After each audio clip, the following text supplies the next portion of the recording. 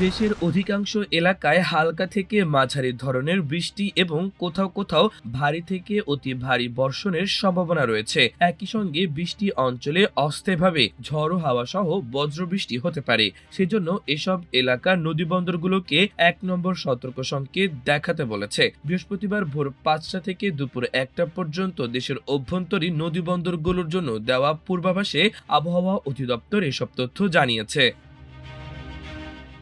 এতে বলা হয়েছে, ফরিদপুর, রংপুর, দিনাজপুর, রাজশাহী, পাবনা, বগুড়া, টাঙ্গাইল, ময়মনসিংহ, ঢাকা, মাদারীপুর, কুষ্টিয়া, যশোর, খুলনা, বরিশাল, পটুয়াখালী, নোয়াখালী, কুমিল্লা, চট্টগ্রাম, কক্সবাজার ও সিলেট অঞ্চলের ওপর দিয়ে দক্ষিণ বা দক্ষিণ পূর্ব দিক থেকে ঘন্টায় ৪৫ থেকে ৬০ কিলোমিটার বেগে অস্থায়ীভাবে ঝড়ো হাওয়া সহ বৃষ্টি বা বজ্রবৃষ্টি হতে পারে। এ কারণে এসব এলাকার নদীবন্দরকে ১ নম্বর সতর্ক সংকেত দেখাতে বলা হয়েছে। অন্যদিকে বুধবার রাতে প্রকাশিত আবহাওয়া অধিদপ্তরের সারা দেশের ২৪ ঘন্টার পূর্বাভাসে বলা হয়েছে, আজ সন্ধ্যা ৬টা পর্যন্ত রংপুর, রাজশাহী, ঢাকা, ময়মনসিংহ, খুলনা, বরিশাল, চট্টগ্রাম ও সিলেট বিভাগের অধিকাংশ জায়গায় অস্থায়ীভাবে দমকা হাওয়া ও বিদ্যুৎ চমকানো সহ হালকা থেকে মাঝারি ধরনের বৃষ্টি বা বজ্রসহ বৃষ্টি হতে পারে। একই সঙ্গে দেশের কোথাও কোথাও ভারী থেকে অতি ভারী বর্ষণ হতে পারে।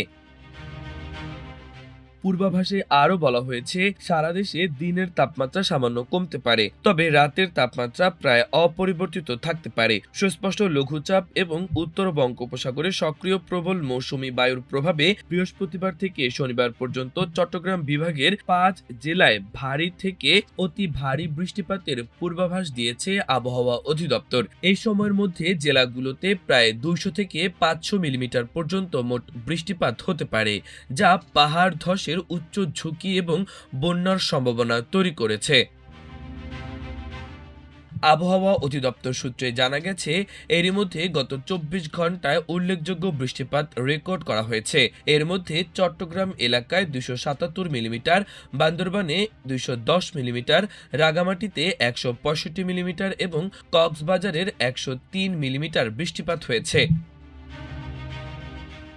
এমন অবস্থায় আবহাওয়া অধিদপ্তর কক্সবাজারের টেকনাফ, উখিয়া ও কক্সবাজার সদর উপজেলা, চট্টগ্রামের চট্টগ্রাম সিটি কর্পোরেশনের ৭, ৮, ৯ ও ১৪ নম্বর ওয়ার্ড এবং বাঁশখালী উপজেলা, বান্দরবানের নাইক্ষ্যংছড়ি, লামা ও বান্দরবান সদর উপজেলা এবং রাঙামাটি ও খাগড়াছড়ি জেলাকে ভূমিধসের জন্য উচ্চ ঝুঁকিপূর্ণ হিসেবে চিহ্নিত করেছে।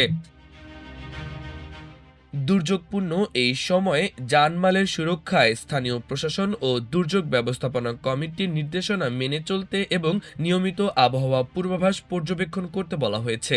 পাহাড়ের ঢাল বা অতি ঝুঁকিপূর্ণ এলাকায় বসবাসকারীদের দ্রুত নির্ধারিত আশ্রয় কেন্দ্রে সরে যাওয়ার আহ্বান জানানো হয়েছে। বয়স্ক, শিশু, প্রতিবন্ধী ও গর্ভবতী নারীদের অগ্রাধিকার ভিত্তিতে নিরাপদ স্থানে সরিয়ে নিতে বলা হয়েছে।